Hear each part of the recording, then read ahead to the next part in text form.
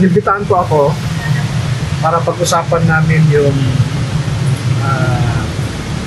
pagpapalakas sa mga cases, no, na Okay. tinitingnan ng Office of the Ombudsman. Okay.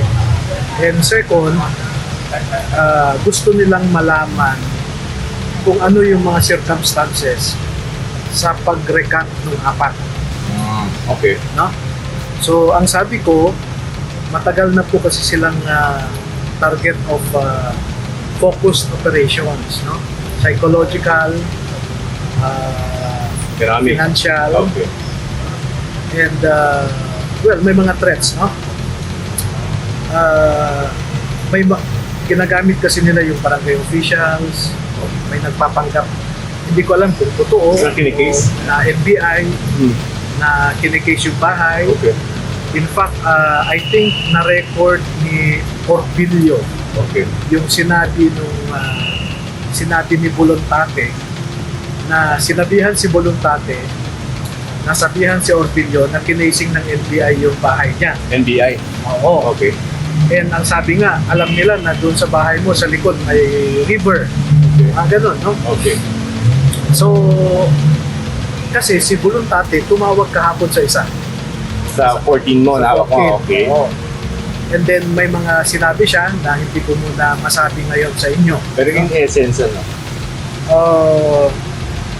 Nagre-regret ba o ano? Kung nagre-recruit pa na magre-recruit.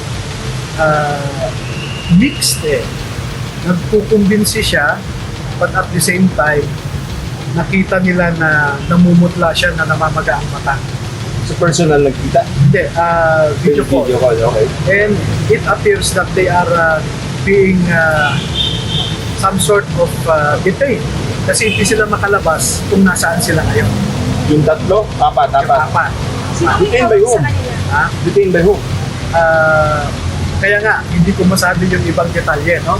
Okay. Kasi titingnan natin kung paano mag-evolve itong situation. And I am praying na sana nasa mabuti silang kalagayan.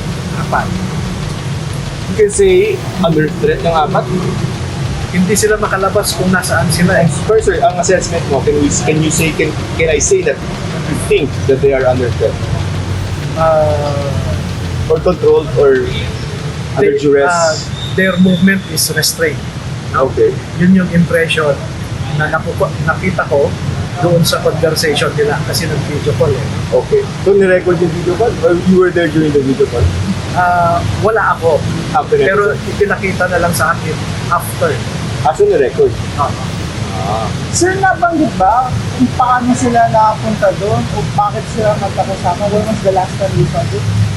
Actually, the very night before nag-press con sila, nagpaalam sila sa akin. Actually, matagal na yung sinasabi nila sa akin to. Sabi ko, hindi ko kayo pipigilan. Kung ano sa tingin nyo yung tama, kung ano sa tingin nyo yung makakatulong sa inyo, go ahead, sabi ko sa kanila. Pero walang sisihan later, sabi ko naman. So, ba nagsisisi ba yung apat yan? I'm not sure. Okay. So, ibig sabihin, sa number 2 aspect tayo, ano muna, sa first, you think that their movement is, more restricted Oh.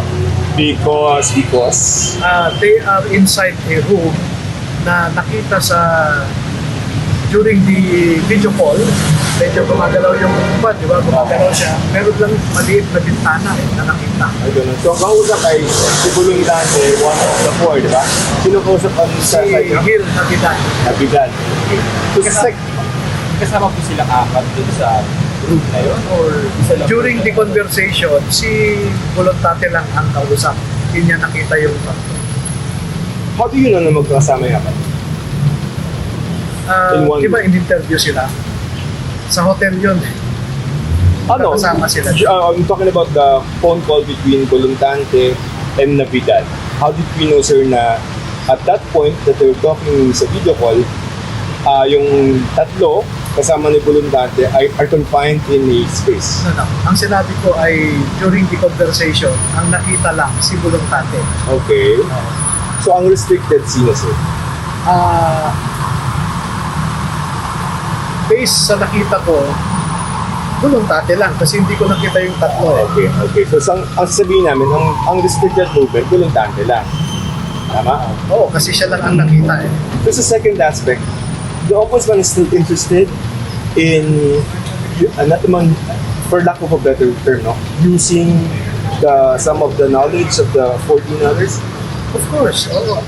Kasi 5 yan ang naiwan, 3 yung nag-recant, no? Of the 8. Of the 8, yes. But, when these 8 were interviewed individually, may kasama sila na hindi kasama sa nagpirma, no? Okay. Alam mo, sa kanila, body-body eh. Correct, correct. And I will be preparing together with the ombudsman lawyers and affidavit from those who were able to observe the proceedings during the question and answer exercise between the witnesses and the ombudsman lawyers. So the affidavit will state their knowledge about the investigation or about the operation ng maleta?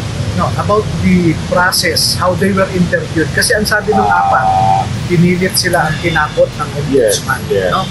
And pasisinungalingan niya nung iba na nakakita noong ini-interview sila.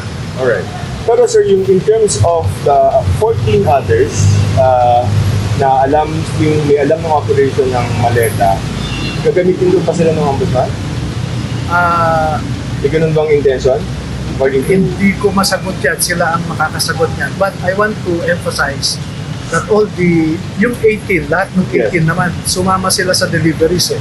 Okay. Kaya sila nag-join affidavit kasi lahat ng na-deliveran na yan, halos magkakasama sila.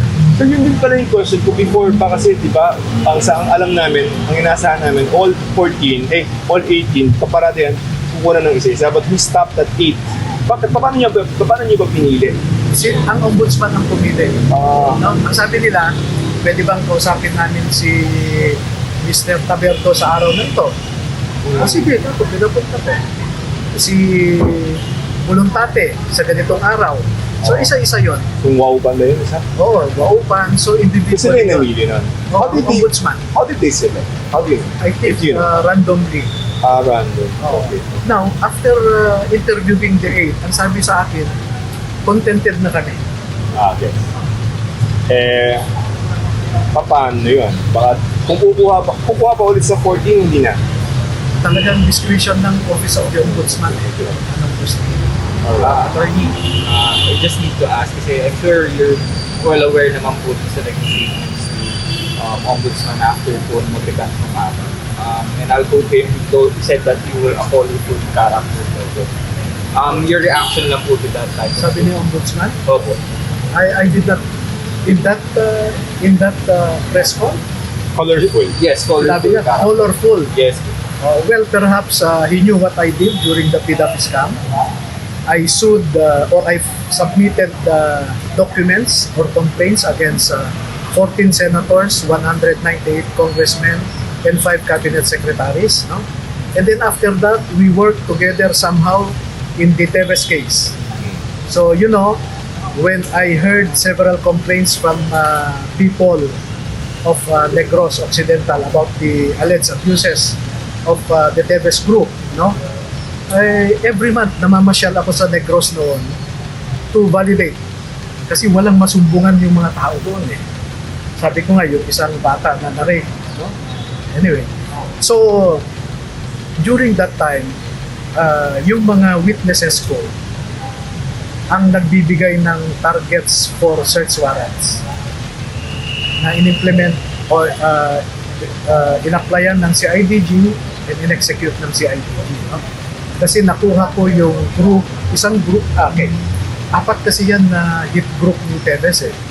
Former Army, former Marines, former MPA, cadres, and locals.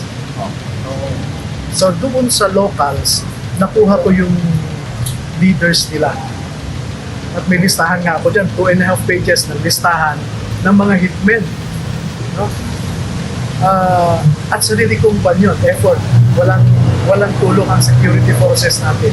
So in that context, perhaps, the ombudsman saying that I am, what did he describe me? Colorful. A colorful Yeah, character, yes.